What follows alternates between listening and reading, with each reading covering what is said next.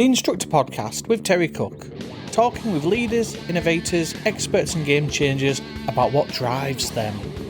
Welcome to the Instructor podcast. This is a show that helps you become an even more awesome driving instructor. And as always, I am your splendid host, Terry Cook, and I'm delighted to be here, but even more delighted that you have chosen to listen, because we are taking a slight detour from our technology theme for this episode. You see, this weekend I am attending an ADI NJC meeting on Saturday and an IMTD meeting on Sunday. So I opted to mix it up a little bit with a special episode for you diving into my premium vault. Now, over the last few years, I've done a deep dive into the standards check, breaking down all 17 competencies with 17 different trainers. And it's been a truly fascinating insight into the standards check in part 3. But one question I've asked them all is, who would they take for a standards check or part 3? Because it's still one of the most commonly asked questions. So in this episode, I've collated all of their answers together just for you. And this is just a taste of what's available in the premium membership. So to find out more, there's a link in the show notes, or you can visit the website, www.theinstructorpodcast.com. And while you're checking out websites, be sure to check out the sponsor of Season 9, My Drive Time, the industry's premium award-winning business management app. Find out more at mydrivetime.co.uk. But just before we get stuck in, I want to ask you two favours. Firstly, make sure you're subscribed so you don't miss all the midweek bonus content that we put out. And secondly, show the Instructor podcast some love. If you're finding these shows useful or interesting, then share it or leave us a review. Help us grow this show and reach new instructors. But for now, let's get stuck into the show, kicking off with Ray Seagrave and then Bob Morton. We're going to start off by looking at sort of almost the first thing on the standards check, which is the pupil you take. So the option gives you are beginners, partly trained, full license holder new, or full license holder experienced. Now, just before I ask you for your thoughts on this, I want to hark back to my standards check, which would have been about 4 years ago now. And I asked for some advice on one of the I can't remember which group, one of the Facebook groups, and the advice was wide and varying in that everyone told me a specific thing that I should do, which was from the extreme of take your wife, take a full license holder. You don't want to take a student. You want to take someone that you can actually plan it with, to the other extreme of it doesn't matter who you take. You can take absolutely anyone. Just give a completely normal lesson and everything in between. So I'm going to kind of throw that straight over to you, Ray, and ask for your take on that. Yeah, well, I think if you look at the DVSA's perspective, there's a reason why all those boxes are there, because actually you can take anyone, because at the end of the day, you are looking for a lesson that is giving value for money and learning is taking place. And that can happen with anyone at those levels, would be my view. Yeah, I mean, my take on it at the time was that there's no specific right answer that suits everyone. You know, like the people that were saying, take your wife, don't take one of your learners. It's like they would have said that to anyone. It wasn't specific to me. So you kind of say it's relevant to the individual. Yeah, because you are looking to take someone that is going to be going to help challenge you, but in a nice way, so you can show your skills off to the examiner. So it's someone that's going to give you some work to do, but not completely stretch you in a way that you're going to feel as though you're continually firefighting. Things get out of hand quite quickly. So in that respect, it shouldn't really matter, because if the lesson is well structured, well planned, and you're working with the pupil's goals, it should happen as though it was a lesson that you would normally do. I think, yes, there are people that say, well, it should be like you would normally do. I think if it is more like what you would normally do, then it is far easier. Definitely. I think as well, from my perspective, in terms of like a personal sense, it would be, because I know we should get on with all the students, but there's maybe some that you have a better relationship with others. From my perspective, I would think take someone that you maybe ideally get on with a bit better than one of the ones you maybe butt heads with slightly. Maybe butt heads is the wrong term, but I know you can still achieve the same results, but you have to make yourself feel comfortable on that day as well. So I think, would that be something you would consider? I consider the whole thing as being a bit like going for an interview. You know, you feel slightly uncomfortable, but you're sure your own and you're confident in your own abilities. Because it is tricky having someone assess you and sat in the back. But the more in your comfort zone you can feel, then the better that's going to be.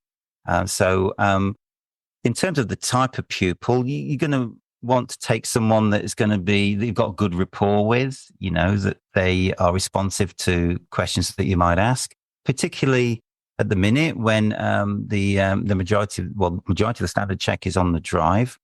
So you're going to want someone that's at a certain level to be able to deal with that.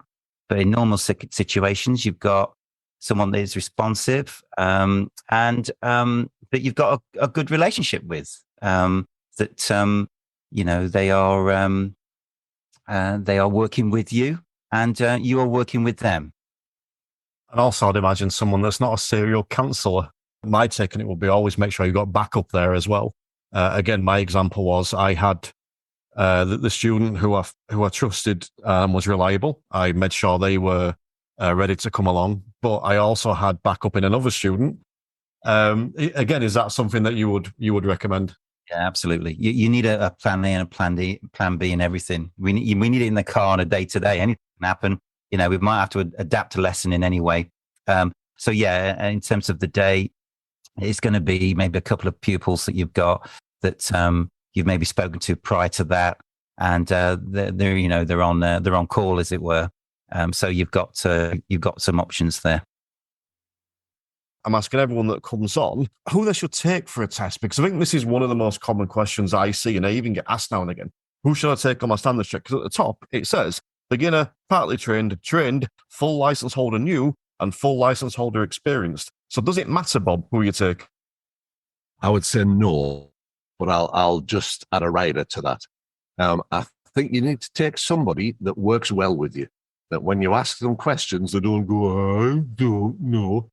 Unless you're going to really showcase your ability to break down barriers, then they're not going to be useful to you. Take somebody that works well with you and that you're going to get something from when you ask questions. You know, when you pull over for a review to say, well, is what we're doing working? They're not going to go, you know, you're the instructor. That's not going to showcase you well. So I think we have to be sensible about it and just think, well, does this person work well with me? Do we get stuff done? You know, that is there an end product to what we're doing? Because if you're just chuntering on and you're just going over and over and over the same ground and nothing's, you know, learned, then it's a waste of time. And I see that a lot. We're trundling about, sort of fixing a lot of stuff, but never really truly making sure that learning happens. And that's the key thing. Make sure that learning happens, that interaction you have with that person results in something. There is, I like to call it, end product. That's what we're being assessed on here. It's not whether we can instruct, you know, it's whether we've got a right to charge for it. So we have to bear that in mind. Are we providing good value for money? Oh, that's a bit off at a bit of a tangent, but, you know, take somebody that works with you and that you can demonstrate that what you're doing works. Do you think we should sort of be aiming to take one of our current students as a primary choice, or do you think it genuinely doesn't matter? Oh, I think that's almost key, Terry, if I'm honest. Because if you take your sister, your brother, your mother, your husband, your wife, you're starting to pre-plan stuff. And I hear this all the time. What's your plan? Oh, well, I'm going to take my brother and we're going to, well, hang on a minute. Is that what your brother wants to do? Well, I don't know. Right. Okay. So you're going to deliver a lesson and you're going to try and make the pupil fit the lesson rather than trying to make the lesson fit the pupil. This is key because you can sniff it a mile away when somebody's trying to set stuff up because it just doesn't run naturally. And you can sit in the back and think, well, you know, I've seen that person drive for a little bit now and they do the stuff that you're talking about. Okay. John Sheridan always tells the tale about, you know, people taking full license holders trying to do moving off and stopping lessons and mirrors lessons. It's ridiculous. You know, make it a genuine lesson. They always say, deliver your normal lesson. Well, there's no normal about it because you don't normally have an examiner in the back, but do what you would do with that pupil right now based on what their needs and wants are and your input as a professional trainer. Just before we move on to that, I think just for my interest, with the examiners, do you think that, so if I turned up for my standards check tomorrow and took my wife, do you think that examiner, their immediate thought is going to try and blag this with his wife? Yeah, You know, you brought it. yeah. Yeah. Because I was thinking about that. I just thought, you get the standards check, you get the engagement call 8 weeks in advance. Because what I do is use my wife as backup. She's penciled in if the student lets me down. Absolutely. That's the ideal time to tell the examiner. You know, I'm not 100% which student I'm taking yet. I've got these two in mind, but I have got my wife as backup. And then they know. Well, I would think an examiner's then going to say, oh, yeah, wait, that's interesting. What are you going to do with her if you bring her? Yeah. And if the answer is, well, I'm not sure, you'll say, why are you not sure? Well, because I haven't decided what we're doing yet. Is generally the answer. The proper answer would be that, well, I don't know what level we'll be at by the time we reach 8 weeks' time. But it is interesting when I talk to people. So what's your plan? What you plan on doing? And when I ask, why are you doing that lesson? Why that one in particular? And they've chosen it. Well, I think it's my strongest subject. Oh, God. It's the same as I see people posting online, I passed my standards check and I got an A. Fantastic. Well done, you. I always, if I'm there, congratulations. Other people, straight in, can I have your notes? And they somehow think, oh, these notes are grade A notes. No, they're not, mate. They're notes that were delivered by a grade A instructor. That's a different thing. If you try and just deliver their notes, it's not going to work for you because you're a different instructor and your pupil's a different pupil. I'm joined by the ever delightful, magnificent, wonderful, and tremendous, and somewhat architectural godlike Chris Benstead. How are you doing, Chris? Oh, they've got to explain it now. No, I'm doing really good. Yes, yesterday, for anyone listening, yesterday I got referred to as an architect in the industry, and I thought it was a really cool phrase. But I need to change my voice to match Morgan Freeman's. I feel it's more appropriate. But we are here to talk about the standards check checklist, and the question I like to ask everyone to begin with is around who to take. So when you look at the top of the sheet, it says you can take a beginner, partly trained, full license holder, or full license holder, new or experienced. And I like to ask everyone their thoughts on this because it's the question I probably see most asked online. Who should I take? So what are your thoughts initially on that, Chris? The person that you need to take is really, really simple. It is the one that is guaranteed to turn up. You need someone. You can't take the test. You can't sit the test, or check rather, without a pupil there. So get someone that's going to be reliable, because if you can then take that pressure off of you, that that person will be there. You know that they're going to be stable. So they're not going to absolutely fall apart, they're going to deliver what you know is going to take all that pressure off of you, and then you can do what you do. You can be good at what you're doing because you haven't got all those other worries of what's going to go wrong. What if there's a power cut? What if the trains break down that day? Well, what if all of these things happen and I don't manage to go to do the actual job? You can focus on the actual job, the job in hand. So find someone that will turn up. I think it's really interesting that whenever I speak to any, what I would consider expert trainers, they all say the same thing about who to take. It's always, in essence, it doesn't really matter. The roots of it, yes, there's preferences. You want to take someone ideally you get on with, someone reliable, like you said, is the key. But in terms of the actual pupil, everyone's just saying the same thing. It doesn't matter. And I think that us as driving instructors that aren't audit trained or trainers and trainer instructors, we're guilty of focusing on that too much, which is very much what learners do, isn't it? They focus on the test. What will the examiner think about this one thing rather than all the rest of the test? We focus on this, which is in a lot of ways the least important thing. Yes. And where it goes wrong isn't in it. It's not in the plan that comes before. It's the plan that happens on the day. And they're two very different things. And we're looking at practice area. The planned practice area will be the correct one for the plan at the time at which you decided. However, on the day, the area might have changed. My last check test before it became standards check, I was out doing some country roads on a route that I'd been down before and gone, this will be awesome. And nothing happened. It was a really eventful route. There was loads of stuff to work with before. It was shocking. I was paddling frantically because the route had changed, the environment had changed. And I picked a route that I couldn't adapt, and adaptation's really important. Or the need changes. So you decide to do roundabouts, which I'm always a bit funny about roundabouts. It can work really well, but it's lots of elements. We should be looking at elements, not at subjects. So we look at, all right, we'll go out and do roundabouts. We're working on judgment, but their clutch control goes out the window. Stop. Don't keep doing roundabouts. Go and do clutch control. At that point, the practice area being used is going to be the wrong one. Now, it might have been brilliant for the initial plan, but for what's needed, it's not. And that's the important thing. So a big welcome to the Standards Check checklist. And I today am joined by the wonderful Lee Jowett. How are we doing, Lee? I'm great. Thanks, Terry. How are you? I am all the better for seeing your smiley face. This is one of the sort of the shows I get the best feedback on. So hopefully we can continue that strong vein today. So what we're doing is we are going to be working our way through the Standards Check. And today we are going to be looking at the competency of, was the lesson plan adapted when appropriate to help the pupil work towards their learning goals? But before we dive into that, I'm asking all the guests that come on this about who they take on the test. So I'm going to throw that straight over to you, Lee. What would your advice be about who you take on a test? I think the best advice that I can give to somebody is to consider what your bread and butter is. What do I do every day? What is my main source of teaching? And then figure out, ideally, what sort of pupils are available to you, which ones are going to be the best at dealing with the situation. Remember that it's your test. This is about you, the instructor. So you really want the best candidate that you can take to help you to give the best lesson you possibly can.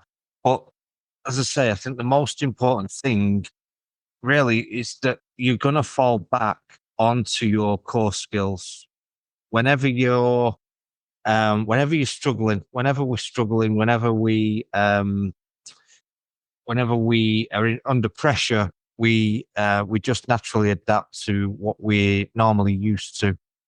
And so where I'm hinting with that, really, if I'm honest, is that I get a lot of instructors and PDIs come to me and say that I'm thinking about taking a full license holder for my Standards Check on my Part 3. And when I ask them, is that your main source of pupils? The majority of your pupils, full license holders, almost without fail, the answer is no, it's not what I normally do. And so if it's not what you normally do, why would you do that for your Standards Check? The examiners on the Standards Check, they're not looking for perfection. What they need to see is development and learning taking place. And development and learning taking place is going to be much easier for the instructor if you do what you do day in, day out, than trying to do something that you wouldn't normally do. That makes a lot of sense. And it's interesting because the reason I like to ask this to everyone that comes on is because it's probably the question I see asked most about the Standards Check. And I know that when I had mine, which was probably about 4 years ago now, because I've only had one, I got advice from everyone. I didn't ask for it. They just all gave me about, who I should take. Yeah. And the reason I like to ask you all is because I think you all generally give quite a similar answer, but in a different way, because it is what you normally do. And it's like when I think about my learners, a lot of them, they have this idea that they have to drive a certain way for a driving test. And I try to explain to them, if you learn to drive, that's just the way you drive. If you then try and drive differently on your test, you're going to find it harder. And I suppose that's a similar principle. If I teach a certain way and then try and suddenly change that for a Standards Check, I'm going to struggle a lot more. I totally agree. And it is that. And it's funny how human beings react to stressful situations and how we just become that little bit more irrational. And if we think about it rationally, actually, the best thing for me to do is to do something that I'd normally do and do it really well. And the benefit that we get with the Standards Check is that we can really plan it. We Yeah. can deliver a lesson, but we can really plan it. We can put the bells and whistles on it. But, if we do something that's out of our comfort zone, that we just don't know. If you don't teach for license holders, for example, if that's not what you do, how on earth are you going to know what to deliver and how to deliver it? Absolutely nothing wrong with doing it and delivering a great lesson. Some people work in fleet. That's what they do. So who's your best? If most of your work's in fleet, who's your best person to take? Take a full license holder, deliver a great lesson. It's not wrong. And people will have got through standards checks and part 3s, having taken a full license holder. It's just advice really in terms of what's likely to be the best thing for somebody to do. Well, I would suggest what's most likely to work best is to do something that's normal to you rather than something that takes you out your comfort zone when you're already under enough pressure. So welcome to the Standards Check checklist, and this is episode 5. And today I'm joined by the ever delightful Lee Sperry. How are you doing, Lee? I'm very good, Terry. Thank you. How are you today? All the better for seeing your smiley face. And yeah, we're covering the Standards Check checklist today, which is where we dive into one of the 17 competencies, and you have landed at number 5, I believe, which is, did the trainer ensure that the pupil fully understood how the responsibility for risk would be shared? The question I like to ask everyone when they first come on this episode is the one that's right at the top of the standards check, which is, who should we take? Because it's the question that I see most online. It's the thing that the people seem to speak about most, that somehow as if you take person A, that's guaranteed to pass. And if you take person B, you're guaranteed to fail. So what are your thoughts on who you should take to standards check? Well, I'd say on that, if you're good at the job, if you're doing the training, if the training correctly, then I suppose that you're going to pass regardless of who you take. But the risk is will they turn up? So I'd say probably the most important thing is, are they reliable enough to turn up so you don't lose a life? Because obviously back in the day when we used to do the check test, if the person didn't turn up, then the examiner would just role play, and you had that option. But now it's no pupil, no test. So reliability, I'd say, is number 1 on the list there, definitely. Yeah, I think I'd agree with that. And it's something that I always consider. And I know that I always have a backup. And then I have like my wife on standby as well. So if first student doesn't turn up and then second student doesn't turn up, I've got my wife like, you need to be by your phone, or do not take any other phone calls apart from me, just in case. But do you think there's a difference all in whether you should be taking a full license holder or a student, or do you think, like you said, it's reliability and whoever's available? I think in terms of the level of, where the student's at, I think sort of a middle of the road person is kind of ideal. I do find that PDIs who take full license holders aren't used to working with PDIs because they work with learners every day. And when they take a full license holder, the needs of the full license holder are, a lot different to how they would be as a learner. And they have no experience of that at all. So then they kind of struggle to adapt the plan and to look at the needs of the full license holder because they've just got no experience with it. So I always sort of say, don't take a full license holder. Do take someone who is kind of what you're used to, which is a learner. Obviously, on the other side of the scale, you can't take someone brand new anymore. So I'd say, someone that's had 15, 20 hours, someone that's going to do stuff that you can respond to and show off your skills, is probably the best person to take, in terms of where they're at. The other thing I'd say is, take someone that you respond well with, that responds well to you, someone that you engage well with. If you take someone that's a shrugger, then you're not going to get much out of them. Someone that you can ask a question to and they'll give you a response, and you can sort of bounce off each other in that sense, is definitely a good idea. I'm joined by the ever wonderful Kev Field. How are we doing, Kev? I'm very well, thanks, Terry. No, thank you for joining us today. I'm loving the quality of the guests that is coming on to talk about these standard checks. And we've had people like Ray Seagrave and Bob Morton and Chris Benstead and Lee Sperry, all these awesome people on. So, you've not got much to live up to here. No pressure. No pressure at all then, really, is there? No pressure, no pressure. And today we're going to be talking about were the directions and instructions given in good time. But before we dive into that, I like to ask all my guests about who they would take to a Sanders check. And just before I ask you this, I find that these fascinating because every answer I get, they're very similar, but they're slightly different. So I'm always intrigued. So if it's one of the most common questions I see online, and it's one of the ones that I always find myself thinking about as well. So yeah, I'll throw it over to you. If I came to you and said, Kev, I've got my Sanders check, who should I be taking? What would your answer be? How long have you got? About 35 minutes, I think.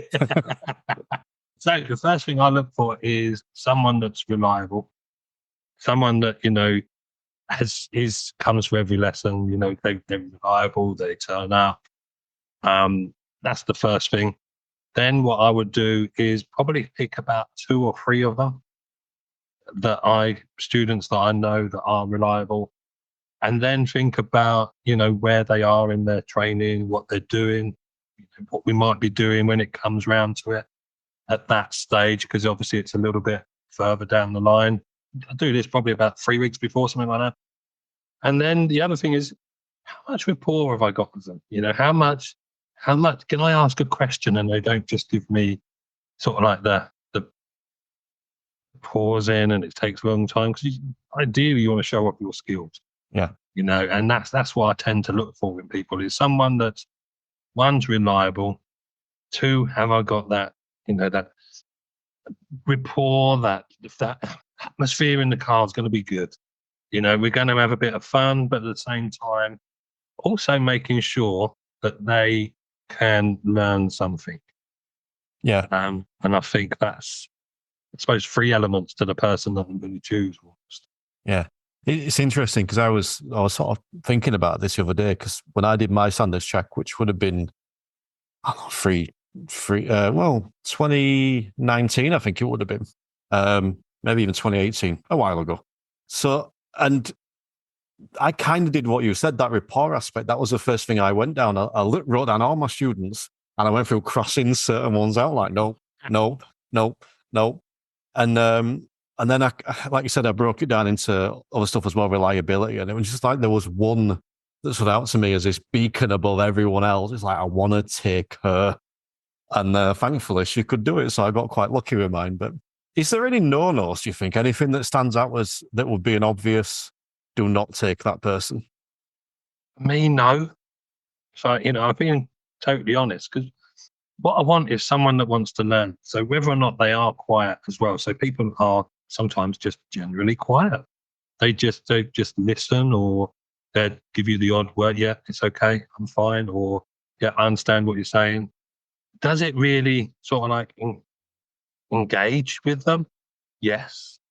But again, I suppose this is where I sometimes have this, I won't say disagree with the DVSA because I agree with what we have to do. I think it's quite good.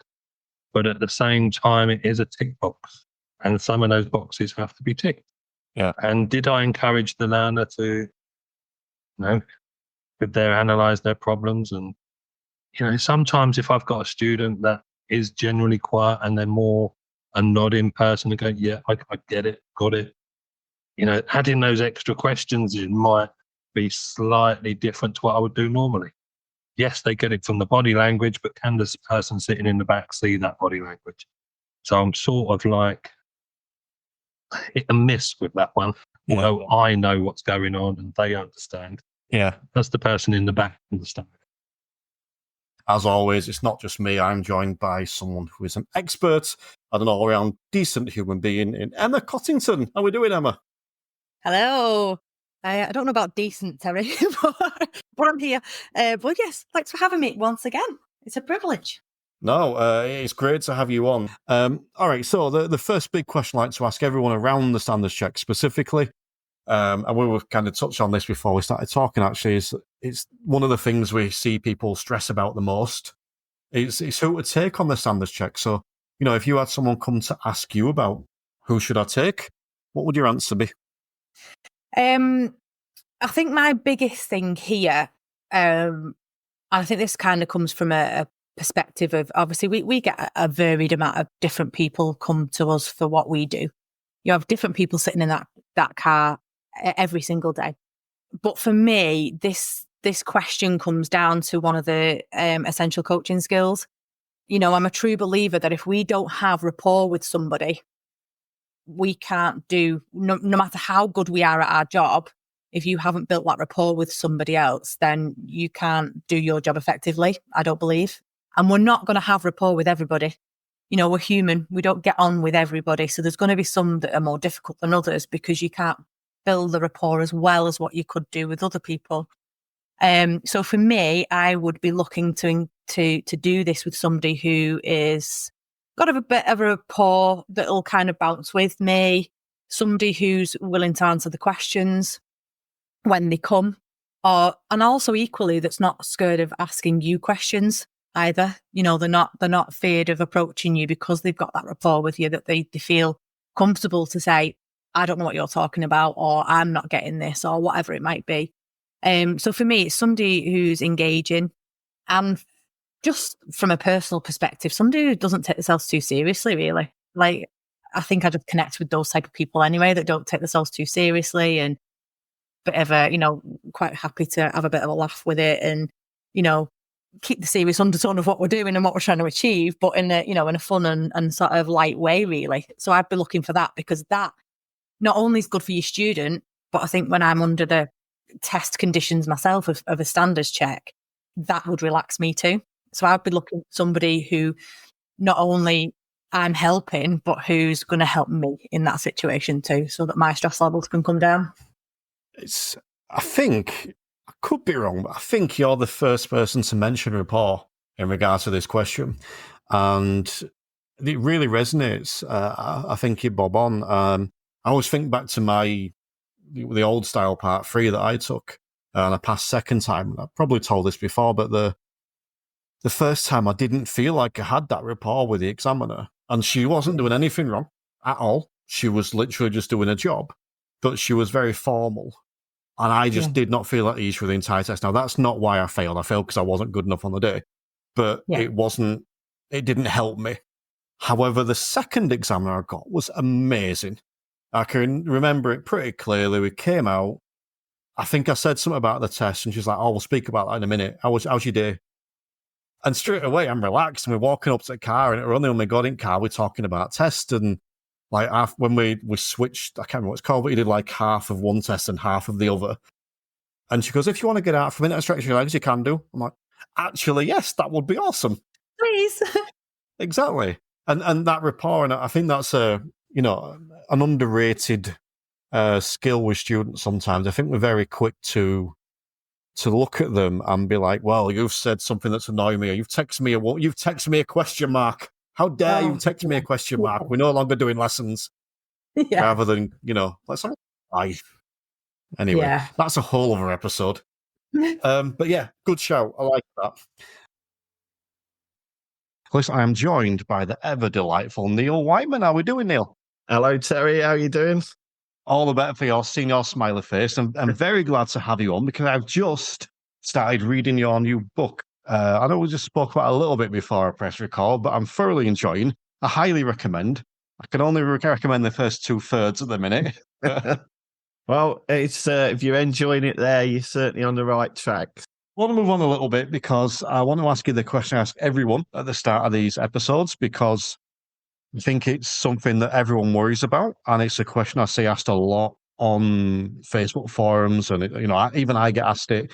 Who should we take? So who should we take to attend this check, Neil? Okay, so we should take I believe, and the words that I use is, we should take an honest student, one that's got a little bit of an issue that we can sort out, but will give you an honest answer when they're asked the question. And it's, some of the honest people come up with really, really good conversations that you can actually have on that standards check, and are going to learn from that and then move it forward. And that's what I would say. Take an honest student, one that's not going to try and pass for you, but as a little bit of an issue. Does that make sense? It makes complete sense. I mean, what's fascinating for me as well is this is the 8th trainer I've had on and asked this question, and you've all given me a different answer, but kind of really meaning the same thing, just phrase it a different way. And I really like that one because I don't think I've thought of it that way before. Because you could have that student comes on that's trying to help you, Yeah. and you know, maybe almost trying too hard that can then cause a problem further down the line. So I do like that. I think it relates to, you know, if you've got to learn a driver and they go in on test and they think they know how the examiner wants them to drive, it's the same in the standards check. They think they know how you need or what you need to do to pass, where you don't need that. You need an honest student that's just going to go and do what you need them to do. You just need them to be a learner driver, don't you? Yeah, that's right. And we're just taking a brief pause to give a shout out to a few of our latest sign-ups to the Instructor Podcast Premium, and they are James Parsons, Charlie, and Bob Lewis. These fine folks have decided to upgrade their CPD and become even more awesome driving instructors with a membership to the Instructor Podcast Premium, and therefore have immediate access to hundreds of hours of video, audio, and written training to help them become even more awesome instructors. So whether you're looking to grow your business, become a better driving instructor, or get some help looking after your mental health and mindset, sign up to the Instructor Premium. There is currently a 3 weeks trial, or you can get a 16% discount with an annual membership. To find out more, use the link in the show notes or head to theinstructorpodcast.com. But I also want to take a moment to thank My Drive Time for being sponsors of Season 9 of the Instructor Podcast. They are the industry's premium award-winning business management app, and they currently have a 30-day free trial. So make sure you go and check that out at mydrivetime.co.uk. But for now, let's get stuck back into the show. I am joined by the ever-delightful Phil Hurst. How are we doing, Phil? I'm doing very well, thanks. And you, Terry? I'm doing great. Now, I must admit, whenever I record these and I come to introduce the guest, when I'm getting to say my name, all my eyes always flick towards the name on the screen. And it's almost like self-doubt. I'm going to get the name wrong. You've got your wife's name on the screen, and I very nearly called you the wrong name then. So that could have been fun. A good way to start the show. But yeah, making your debut in the Instructor Podcast. So delighted to have you on. And I'm going to start with the question I like to ask everyone on this show, because it's a question that I see asked most by driving instructors about the standards check, which is, who would you take to a standards check? I would take somebody I would like to take to a standards check, somebody that I get on with well, but also somebody who has got problems in their driving, because if there are no problems in the driving, there's nothing to fix. Therefore, there's nothing to do. Therefore, there's nothing to mark. Therefore, you're not going to do particularly well on your standards check. So somebody you get on with, not necessarily your favorite person, certainly not the least favorite person, because there'll be a lack of rapport.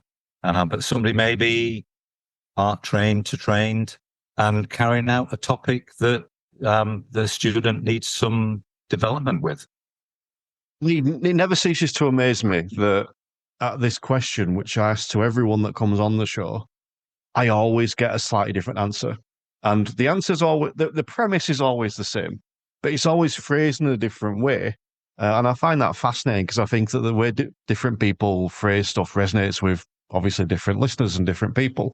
But it's a question that fascinates me. I mean, I saw a post on Facebook, you know, the lovely social media site the other day, asking that specific question: who should I take on my standards check? And the amount of the comments that were just saying, take this person and take this person and this, and it was like really, really directive with the answers.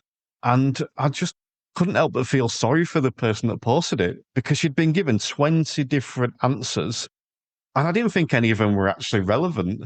I think I chipped in, and I normally stay off posts like that, but I think I chipped in with, take the person that you trust the most to turn up, that's going to, you know is reliable.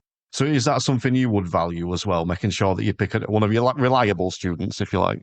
I would. One that's keen and eager to learn, one that probably asks questions. And I guess if you have 25 pupils, you're narrowing your field down to about 5 or 6 already. And then you're looking at availability, because if you've got a test on a Wednesday morning at 8:30, most of your students are school people, then, there's going to be a small pool to work with. Availability is always very important. But having 1 or 2 reserves as well. Very briefly, I had a PDI who passed his standards check on the day, and his 2 candidates both let him down that morning. And so he rang a 3rd candidate up in the hope they'd pick the phone up, and they dashed out of the shower to pick the phone up and said, I'll get dressed, I'll come along. And they turned up, and this PDI passed his part 3 with somebody he never dreamed he was going to be taking. So I suppose if you're ready, it almost doesn't matter. And today we are joined by the ever delightful and wonderful Stuart Lockery. How are we doing, Stuart? I'm very well, Terry. How are you? All the better for seeing your smiley face. And I'm going to repeat for all my lovely listeners what I said to you before we started, because it's been playing on my mind a lot, that you remind me of someone. Not especially visually, although I did mention to you that I can see a tiny little bit of it, but the cool and calm persona you have, and I mentioned this to you, the expo we went to the other day, and couldn't quite put my finger on it. For some reason this morning it clicked. Your persona reminds me of Han Solo. Do you know what, Terry? I'll take it. I mentioned my daughter's a huge Star Wars fan, and at the end of the day, Han Solo's better than Yoda. So, I'll take Han Solo. I'll take that. Well, let's test the theories, shall we? Let's test the theories. So, Stuart, I love you. I don't know that bit. we'll go with that. That works fine. We'll stick with Han Solo. But yeah, I'm delighted to have you on today, because today we are talking about the 10th competency, which is the first one under teaching and learning strategies. So we're moving on from lesson planning and risk management into teaching and learning strategies. But before we do, I like to ask everyone that comes on sort of quite a specific question around who they would take. So if you had your standards check tomorrow, what sort of pupil would you be taking? What sort of person would you be taking? What's your opinion on that? So my opinion is you need someone who is open and outgoing and fully comfortable in a coaching conversation, a coaching relationship. I train PDIs within my driving school, and more often than not, the conversation starts with who not to take. I have to be honest. People want to take family members. People want to take partners. People want to take full license holders. And I think these are the main kinds of drivers that you want to avoid. I would be more than comfortable taking someone who I'd only met once or twice before. I don't actually teach learners anymore. But if I had a standards check tomorrow, I would speak to one of our instructors, and I would ask to do a lesson just to get to know them. And I would take them out, and I would be asking questions. I would be asking about responsibility. Do they do their prep work in between lessons? Are they comfortable with goal setting conversations? Are they comfortable being asked to feedback on their own performance? That's the only criteria I have. If they're capable of engaging in a coaching conversation. I guess we're quite often fighting against that narrative, that myth that people. It's not a myth. I don't know where it comes from. It's not a myth. That's not the right word. But people think that they have to take a decent driver to their standards check and someone who's not going to make mistakes. But in actual fact, that's what you want on your standards check. You want people to make mistakes so that you have the opportunity to fix it. So that's less important than their ability to hold a conversation and be reflective, in my opinion. Well, I like that, but I am going to touch back on something you said about who you wouldn't take, like the family member side of stuff, the friends and family. Why would you specifically avoid that? I guess through experience of sitting in on assessments, assessments are what we call mock Part 3 tests with PDIs, and actually sitting on Part 3 tests that have been carried out with this kind of additional dynamic inside the car. I sat in on an assessment recently in Glasgow, and through no fault of the PDI, the PDI's learner had cancelled that morning. It was a Saturday morning. The learner wasn't well, and they asked their son to fill in, and very graciously, very kindly, or very much told to the son obliged. And he got in the car and he was a nice guy. He was 19, 20 years old. He was learning to drive with his mum, who's training to be an instructor. But the dynamic was off right from the start, because what you have is, it's not the first time I've experienced this. When you have a son or a daughter being taught by their parents, the son or the daughter is not scared to argue back in the way that a learner will not. A learner will sit there very quietly and adhere to that traditional driving instructor as the expert. I'm down here as the lowly learner, here to have all this wisdom poured onto me.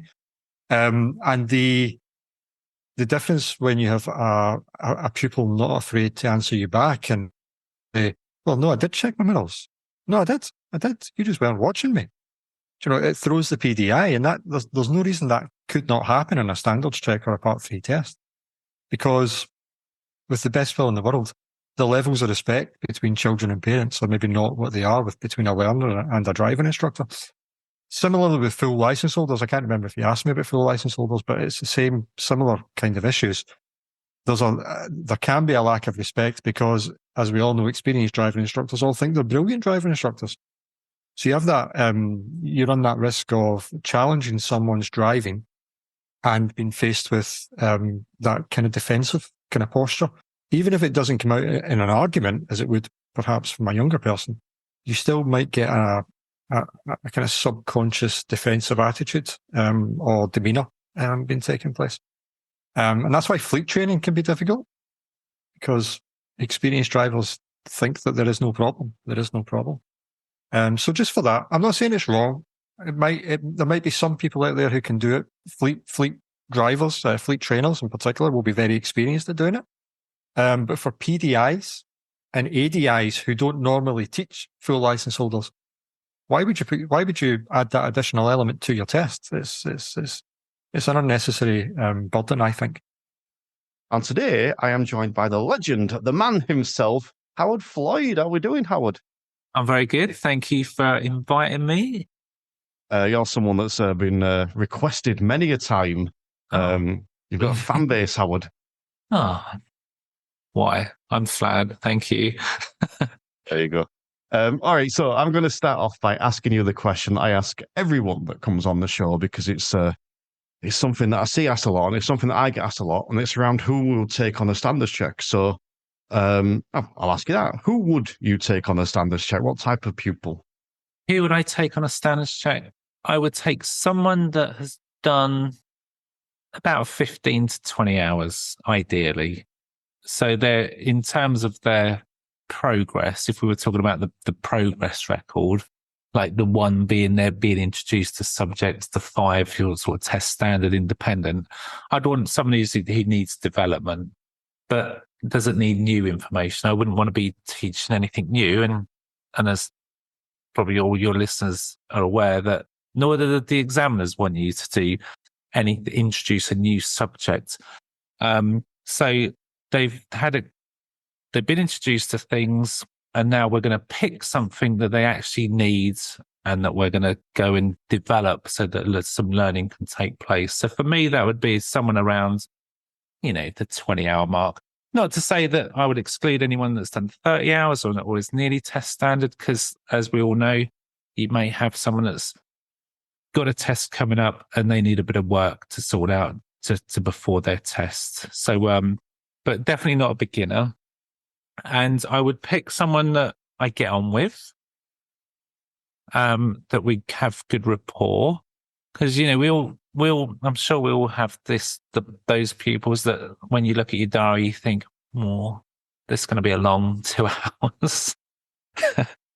Maybe it's just me.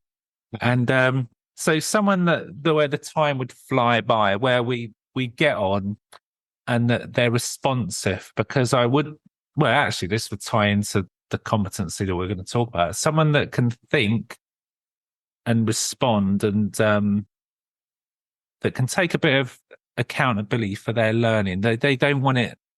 They don't want to be spoon fed. The worst situation would be like if I asked them like what they felt about something or what they wanted to do. If they just said, well, I don't know, you're the instructor. you tell me. I'll be like, right then, let's have an instructor-led lesson. So, yeah, I would want someone that I know that we get on with, good rapport, likes a bit of a laugh and a joke, because I am a kind of, I know the standards check is a serious thing, but I want my normal lessons to come through where I am kind of a bit, sense of humor, have a joke, make them laugh, make them smile.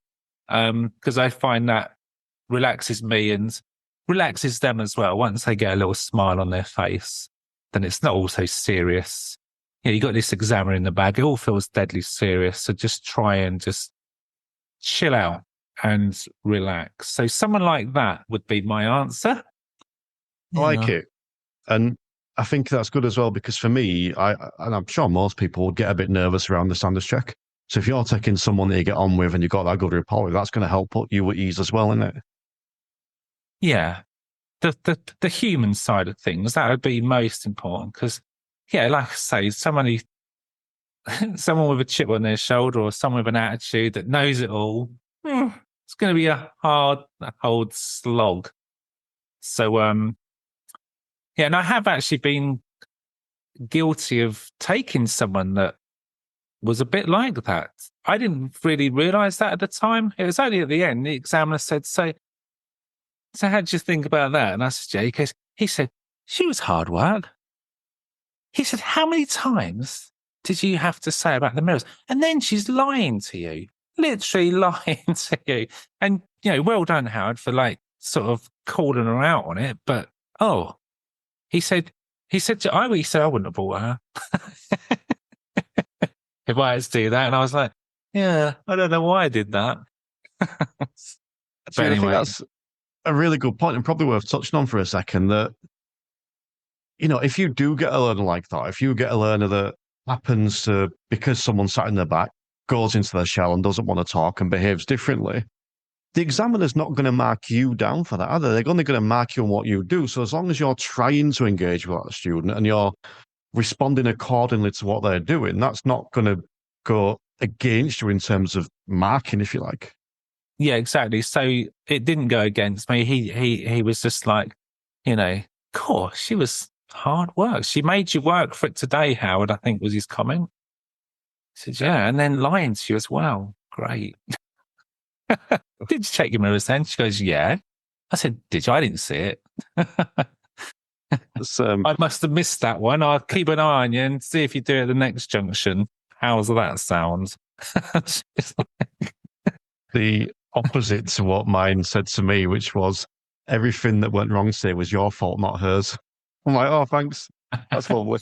But the examiner said that. Yes. No. While the student was in the car as well, not during my feedback, while the student was there, which was lovely. But either way, I am joined today by Tom Stenson, who, if I've got this correct, is the head of training for the ADI NJC.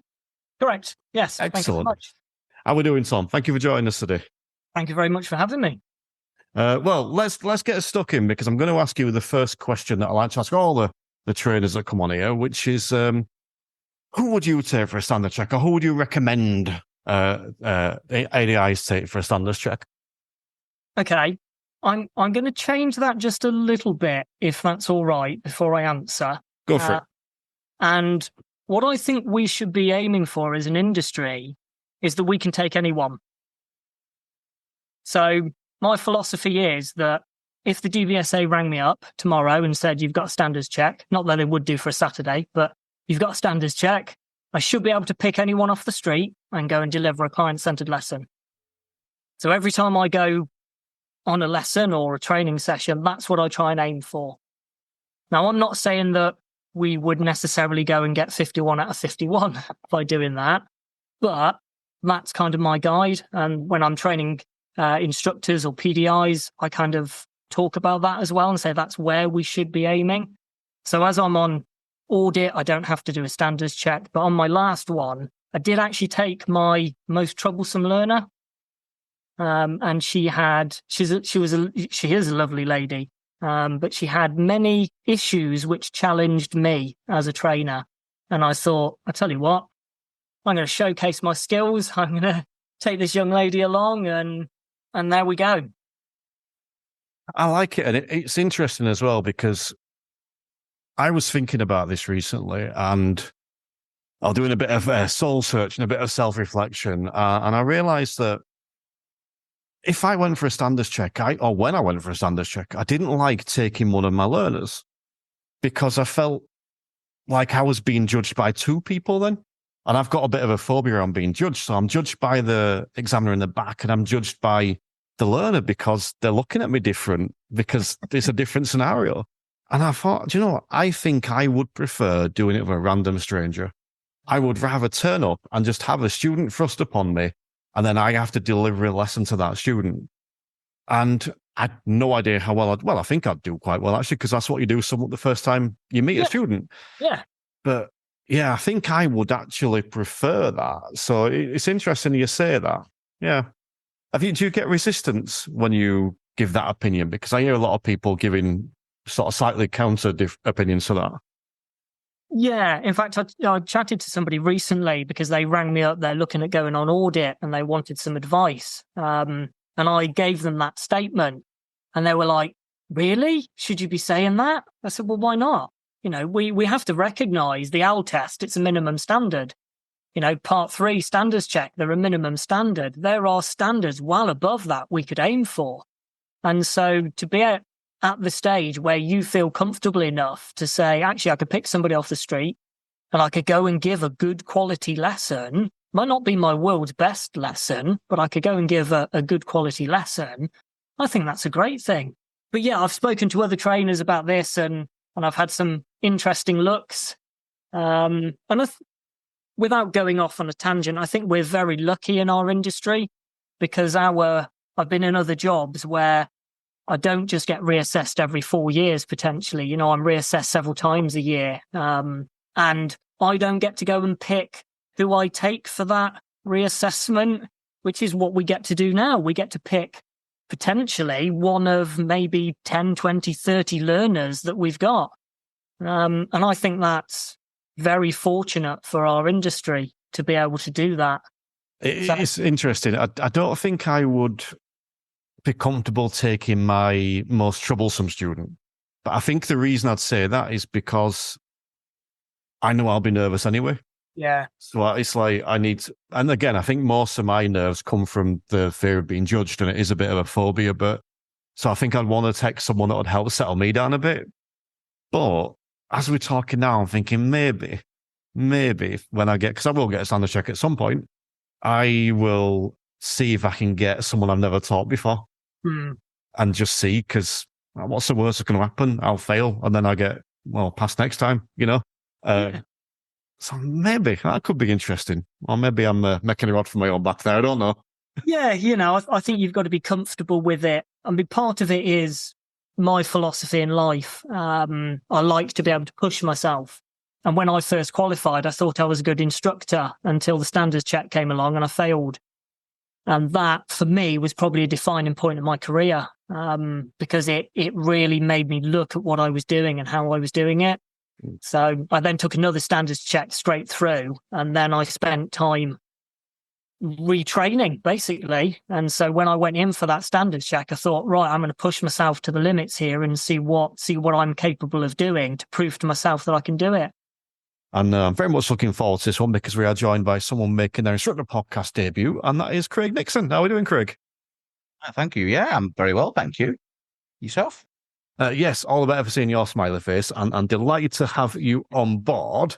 I want to ask you the question I ask everyone when they come on this, which is, who would you take on a standards check? If what would your advice be around who to take on a standards check, and potentially would it differ to a part 3? For me, personally, it wouldn't differ from part 3 or standards check. Purely, does the individual need some development in either skill set or topic? That's how I would, and it might sound like a very simplistic answer, but that's how I would come to my decision as to who to take. So I often have taken a full license holder to my standards checks or check test as they used to be. And the reason for that was because I was working in police driving school at the time, and it just lent itself to it quite nicely. So a full license holder developing on their higher processing mental skills, if you like, is always a good subject to work on, in my opinion. That said, I've also taken learner drivers to a standards check who specifically need development in one area, maybe observations or mirror checks. Think about the umbrella of observations and everything that falls underneath it, keeping a nice broad subject, because that will then lend itself to nice open Q&A, and if necessary, some pointed discussion to transfer learning and responsibility. I like that. Someone that needs to develop somewhere. But I mean, you said an interesting thing about that you took a full license holder because that's what you worked on a lot. Would you advise someone who doesn't work regularly with full license holders, maybe someone that's almost exclusively learners, would you advise them to focus on taking a learner, someone they're more familiar with? That's a great question. And yes, I would advise that, purely because, like I said, for me personally, I've got my set of skills of what I deliver. For somebody who's more familiar with learners, to then start taking a full license holder, the question sets can be too low. For example, you might ask a question that's too low for a full license holder, but it's just right for a learner driver, for example. So an example of that being some traffic lights in the distance. We see them as instructors and we think, those lights are on green, they're going to change. The instructor might ask the full license holder, what are you expecting the traffic lights to do? As an example, it's quite a simplistic example, but that question is too low for a full license holder. It might be all right for a learner driver who's just venturing onto a busy road for the first time. So yes, the answer is, I think it would depend. If you're used to learners, then take somebody that you are familiar with and who needs some development based on the journey so far. Good shout. And because I still see a lot of instructors really keen to take a full license holder to standards check. They come around Saturday and it seems like that's just what they do. You see the social media posts, you get people coming to you. Why do you think instructors gravitate towards a full license holder for standards check, even if that's not what they regularly teach? I think there's a common misconception that it's going to be, one, easier, and two, I think because maybe people are a little bit unsure of their own abilities when going for a standards check. And that's not me being, unfair. It's just I was unsure. Obviously, we've all been unsure at certain points. And I think if you're a little bit unsure, it's a case of I'll take a full license holder. Yeah, I'll take a full license holder because I don't need to worry about controlling the car. They can control the car. And I think a lot of it falls into that responsibility mode of they can control the car for themselves. Whereas with a learner, okay, they should be able to control the car to a large degree for themselves when taking somebody for a standards check. But if we know somebody's got a full license and we know they can actually drive the vehicle because we've seen them do it, it's an easier option, isn't it? Definitely.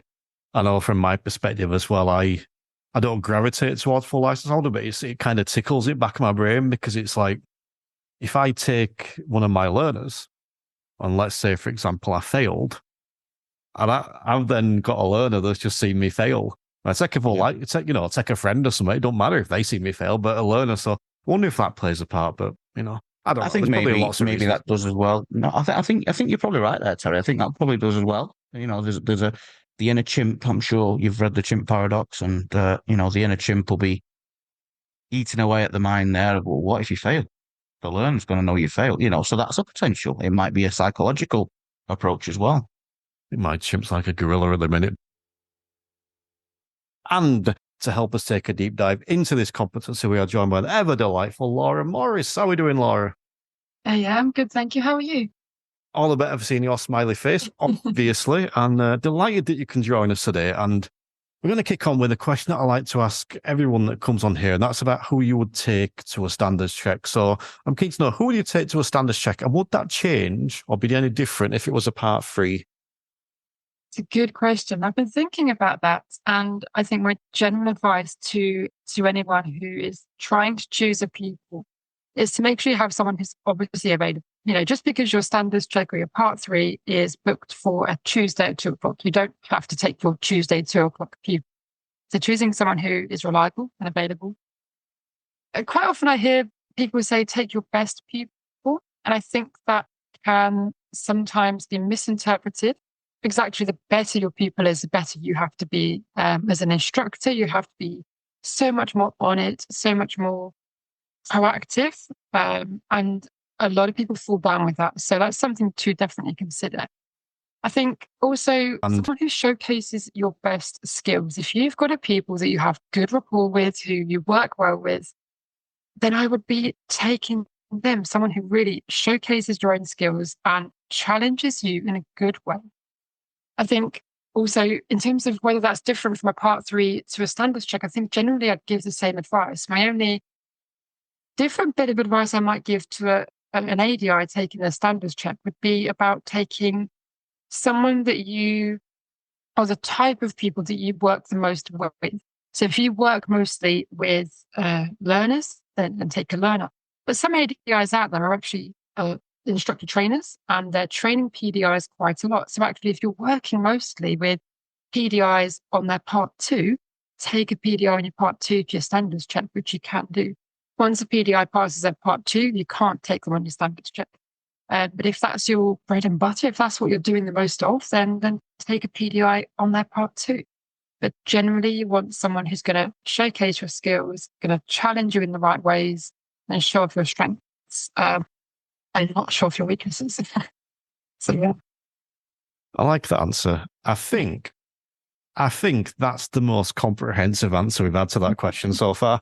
And the thing I want to touch back on, actually, one thing you said that I don't really think I'd considered before, is the idea of taking your best pupil. And it can be harder, the better the pupil. And it's like, I just thought then, if you take a pupil that's really good, in the period of 10 minutes, they only might make one mistake. If you miss that mistake, then you've missed your opportunity. Whereas if you take someone that's making several, you could miss a mistake, but you still get 90% of everything covered. Mm-hmm. I think that's a good point.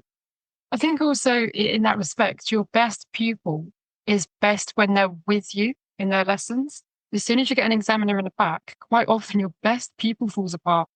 So actually, you're saying that they might only make one fault, but you've got the risk of them falling apart. And actually, my advice to anyone taking a part 3 or standards check is whichever pupil you choose, get someone sat in the back of that car. Could even just be a local instructor, someone that you're friends with, or a trainer. But just get someone in the back of your car to see how your pupil reacts. As much as it is about getting feedback on your own training, your own teaching, but see how your pupil reacts. And I've done this with PDIs before. Got in the back of a car with their chosen part 3 pupil, and their part 3 pupil has crumbled to the point we've had tears, we've had to stop. And we're thinking, this is not the pupil we're taking to part 3. So your best pupil is best with you. And like you say, they're making less faults and they're better. You have to be better. You have to dig deeper. You have to be so much more on it and proactive. So I'm joined by the inspirational Phil Cowley. Do you see what I did there, Phil? Do you like that? Yeah, I like it. Yeah, it's nice. But no, thank you for joining us today. We've spoken about having you on here for a little while now, so it's good to get you on. And I'm going to ask you the question I ask all the trainers that come on here, which is, who would you take to a standards check, Phil? Yeah, I think first of all, actually, thanks for having me on. And actually, genuinely, because I think when I first started listening to this series of podcasts, I was an instructor trainer, but I wasn't necessarily doing anything nationally. And really way back then, because it was a long time you started this series, I thought I really would like to do one of these episodes. So I've ticked off a bucket list goal by coming on the episode. So I'm proper chuffed. Because first and foremost, I'm a fan of the podcast. So I'm happy to be on. So who would I take to a standards check? And I think I probably just think back to the people I did take to my last standards check, actually. And he had all the characteristics of the person I would take to a standard check, which is someone who you have good rapport with, I think that's got to be a given. You've got to have that kind of give and take. Someone who is like freely and willing to ask questions and engage in the conversation with you. So the more you can kind of get out of them. Now, I think I had a few people to choose from for that because I create that environment in my car. So I think actually, if you are sat listening, I haven't got any of those pupils, then maybe it's about thinking about actually, am I creating an environment in the car that allows people to ask questions and talk, and that can make a difference to your list of pupils you can choose from. I'd want someone reliable, so not my pupil that's cancelled several lessons because I like, as much as I think you should be having a backup person just in case, and then probably a backup to the backup. You don't want your first one bailing on you, so pick someone that is reliable. And then I think the other thing that sometimes doesn't get mentioned is someone that matches your style, because you've got to kind of remember that as much as we make the lesson about the pupil's needs and we make the lesson about the pupil, it's still your test. So you want to showcase the best you. And if the best you is a pupil who's in the first 10 hours and you love that sort of lesson and you think, yeah, this is where I kind of like show my best, then pick a pupil that's in the first 10 hours or so. I know we need to have a wheels moving lesson, but if you can talk them out of the test center and into whatever scenario you need, that's absolutely fine. But if your favorite pupils are the ones that are 4 hours from the driving test, and you're just tweaking and you're asking all those in-depth questions and you're getting them thinking and you're doing post-test stuff and there's lots of, and that's your kind of vibe and you love doing that sort of stuff, then pick a pupil that's at that level so that you can show the examiner the best version of you. Now, yes, you should be able to do all of those things as an instructor, but if I'm going to be showcasing myself, I'm going to pick my favorite stuff. So, yeah. I like that. And a few key points I'm going to touch back on. The one you finish on then, showcasing yourself. That's what it is, isn't it? It's that opportunity to show how good we are. It's almost like when we talk to a learner about the driving on the test should just be a normal drive. But why not use it to show how good you are? Because there will be times when you're driving to and from work where, maybe that hand rests on the gear stick for a little bit longer than it should do because you're a bit tired or whatever. Well, why not use that opportunity to show the driving test examiner how good you are? And why not use the opportunity to standards check or a part 3 to show that examiner, well, this is how good I am. And I think taking the right pupil contributes towards that. And you mentioned about the rapport, and you want to take a student that asks questions there. And obviously that's kind of what we touched on today, where the pupil's queries followed up and answered. And, I had an immediate example sprung to my mind of a pupil that she's passed now, admittedly, but when she first came to me, she was quite honest and said, I don't like talking. I don't want to talk at all. And it probably took like 20 to 30 hours before she started asking any questions. And even then on lessons, I'd ask her at the start, are we chatting today, or are you just going to be in listening mode? And it would depend. And you wouldn't want to take that student to a standard check, would you? Because that's not giving you the opportunity to showcase yourself to your best, but also you're not going to be able to answer the queries that they ask because they won't ask any. Yeah. Yeah, no, there's certainly a list of pupils that I wouldn't take to a standards check. I actually, interestingly, I'd probably, even though I said rapport's good, I probably wouldn't take my daughter when I was training her, because it's almost too personal a relationship, and I think then I'd maybe lose my professionalism sometimes in that scenario. So, and I know people have taken family members, and it can work, and then it's that, do I tell the examiner? And I'm like, yeah, absolutely tell the examiner, because when you start calling them love, he's going to want to know why, and not be marking you down for being a bit of a weirdo. So I think it's pick what's right for you. We talk about, again, people sort of like, particularly more so for probably part 3 than standards check. I think there's some people will take a full license holder because maybe they haven't got any pupils, or they can't find the right pupil, or some people think it's a cop out because there's going to be less mistakes. But again, it's not necessarily the right person for you because that's not what you're used to training. It's not your wheelhouse, basically. It's not what you're used to sort of kind of asking those questions and talking to qualified drivers, you start treating someone who's a full license holder like a learner, you're going to get marked down. And today I'm joined by the ever delightful Becky Seaton. How are we doing, Becky? Terry, I'm good, thank you. How are you? All the better for seeing your smiley face, obviously. And we're going to kick off with a question I ask all the people that come on here, and they've all given good answers so far, so no pressure. But who would you take to a standards check, or who would you advise someone to a standards check or part 3? And would it be different for a standards check or part 3? I think that you need to take someone that needs to learn something. Sounds obvious, right?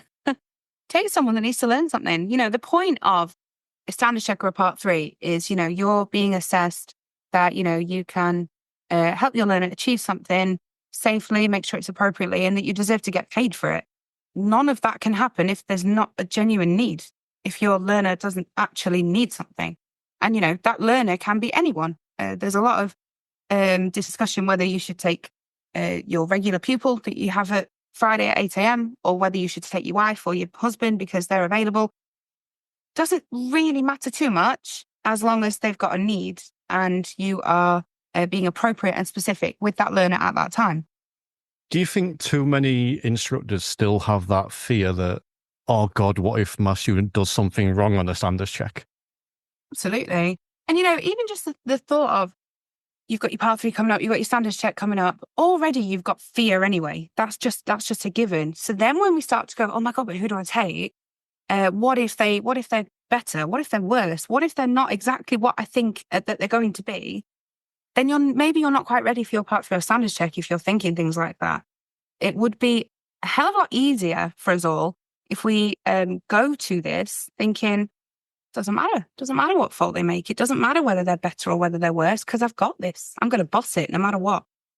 And, you know, when you hear people say, who should I take for part 3? I get that a lot. Becky, what's your advice? Who should I take for my part 3?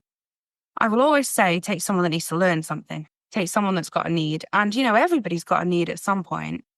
But make sure that you're ready for it. If you're feeling petrified, then maybe you're not ready. Maybe we actually need to go back even further, go back a step and make sure that you're really understanding of what's expected of you for this test. Make sure that you're really understanding and okay with the training that you're getting so that no matter what curveballs, potential curveballs or no curveballs that your learner throws at you, you've got this. You can do it.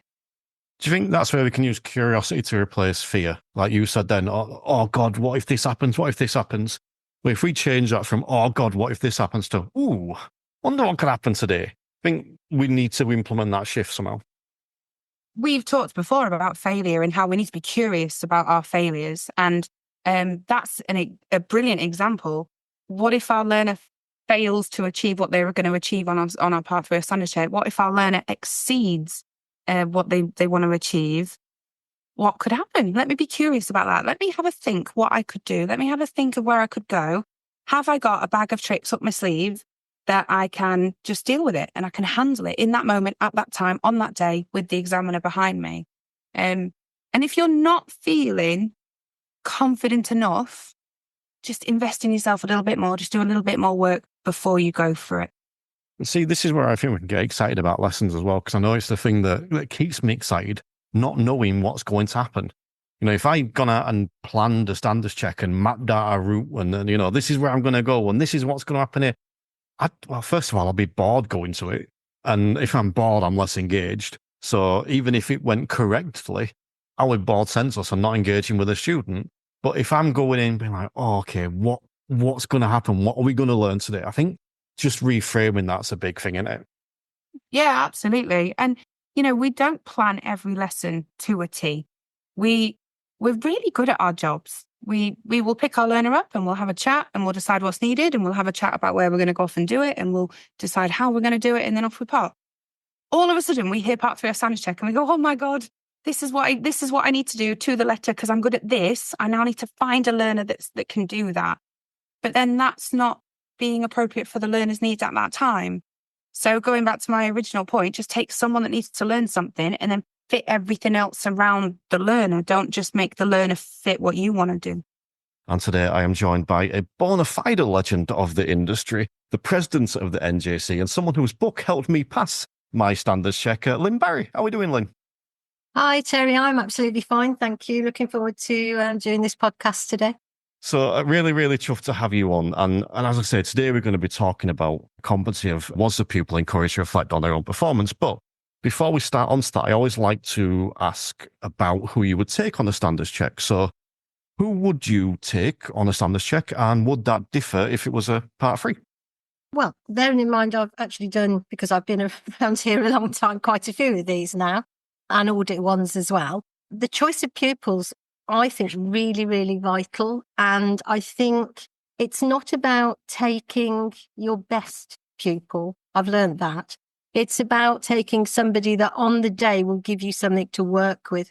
So it's got to be somebody that, you know, will naturally make faults, isn't 100% perfect. Just taking your best pupil in the hope that they won't make mistakes is not the way to go at all.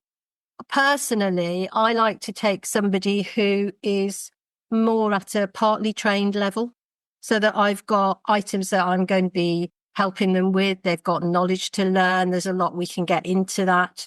Not somebody in the extremely early stages, because unfortunately, if they do get nervous, then the whole lesson can just turn into a we can't control the car very well lesson, which is okay. We can deal with that, but it's not what I would really want. So I think somebody that's a bit further on, but still partly trained. Trained pupils near a test, or somebody that's done a mock test, and again, you've got something actual to work on there. I think that would be good too. I'm not a great fan of taking full license holders, because I have to say, I think that's a slightly different technique. And from experience of helping people who have taken full license holders, they're not always people who have taught a lot of full license holders. If you have, then absolutely fine. And so some ADIs would get away with that quite easily. But I think as a PDI doing a part 3, a lot of them just haven't had that experience of taking full license holders. So you've got to be realistic about your own capabilities when you choose your pupil. So basically, somebody you can work with, somebody that's got some learning to do, somebody that will, you know, be reliable, that wants to come and help you because you've got a good rapport together, and just where you both feel comfy in lessons normally, because then on the day, that pupil will actually help you. And that might sound slightly strange, but I do remember on one of the final standards checks that I did before I went back and started doing audit ones, there were 2 examiners in the back. When we got there was another examiner that had come to mark the examiner. And I started to feel quite anxious about that. And the examiner came out to explain what was happening, then left us for 5 minutes before we started. And my pupil looked at me and just said, and he was lovely, and he just said, "It's okay, Lynn, we can do this." And I just thought, that's the sort of pupil, because of course we did do it. And that's the sort of pupil that you want, somebody that's going to help you in the right way, if that makes sense.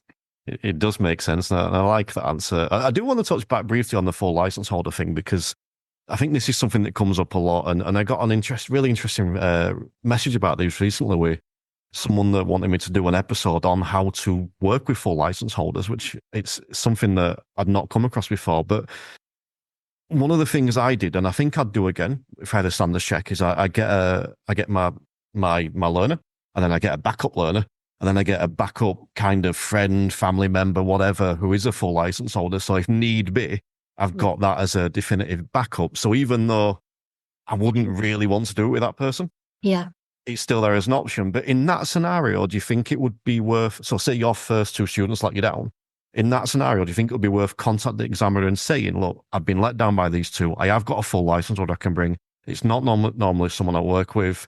Do you still want to go ahead?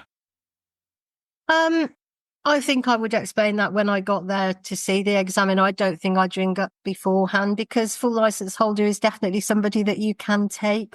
If you really feel uncomfortable with it, I don't think you should be taking that person, to be honest. But I'm a great believer in plan A and plan B and plan C, just in case. Yeah, definitely. Because that did happen to me on one. The girl I was taking and very happy with fell down the stairs at school and she badly hurt her ankle. So there was no way she could drive a car that next day. She did this the day before. So if I hadn't had plan B in place and that person to ring up, I would have, I'd have been in a mess that day. I'm in a position where I've only had one. Been an ADI for 7 years now, and I've had one. So we'll see what happens next time around. But yeah, I appreciate that. In fact, I will just tag on. Would that differ from standards check to part 3? Would the answer be the same for both? I think for part 3, I'm definitely not particularly happy on full license holders because I don't think most PDIs have had the experience with them. I had somebody recently who told me that they were going for their part 3 and it was quite clear they'd come for training, but they knew what they were going to do and it was set, it was set in stone. This is what I'm doing, even though there was sort of a month away. I'm taking a full license holder and we're going on the motorway. And I had reservations about both the motorway, particularly as it was a 2-lane one, because that's not that much difference from a dual carriageway in many respects. But also the full license holder, because my question was, how many people have you taken on a motorway and done motorway tuition with? And the answer was, well, just a relative, just once. So why would you do that when you've been teaching? Most people on trainee licenses will have been teaching all sorts of pupils. Take one of those pupils. Think of those pupils as somebody that you can take. So for PDIs, the answer would, for me, be different. And I certainly wouldn't recommend full license holders, although I'm sure there'll be somebody out there that's going to tell me that they have taken one and it's been okay. But if you're asking for a recommendation, I wouldn't do that. I must admit that that does sound like something I would do. I have these amazing ideas that are often at the wrong time. It's like there's a time and a place to do that, maybe not on the standards check or part 3. But yeah, that does sound like something I would do and scrape it and then regret it afterwards. So I want to give a big thank you to all 17 trainers that joined me for this series. It was something that I put a lot of time and effort into, and I ran it over a few years, mainly because I didn't just want to chuck out 17 competencies and everyone go and listen to all 17 and then try and fix all 17 and all this stuff. I wanted the members of the Instructor Podcast Premium to be able to listen to one, action it, listen to one, action it. Now, yes, admittedly, there are now 17 available, so you can go and binge listen, but that's not what I encourage. I want members of my premium membership to learn, to develop. And look, let's be honest, the same as this podcast itself, you're not going to love every episode. Every topic isn't going to be for you. Every single thing isn't going to be the most amazing thing you've ever heard. But there is loads of stuff that could be for you.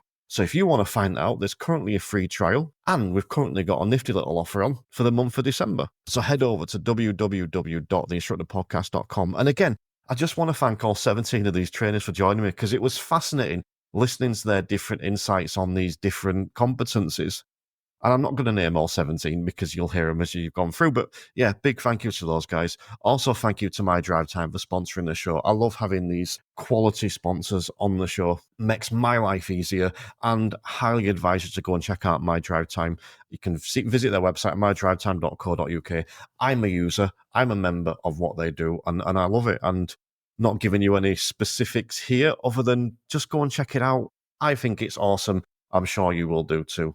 And lastly, I just want to thank everyone that took the time to recently donate to my fundraising campaign for Road Safety Week and Break. We managed to raise over £1,700, which was in excess of my target that I set. So big thank you to anyone that donated, that shared, or even just sent me some words of support. It's all really appreciated. So big thank you for that. But for now, let's just keep raising standards.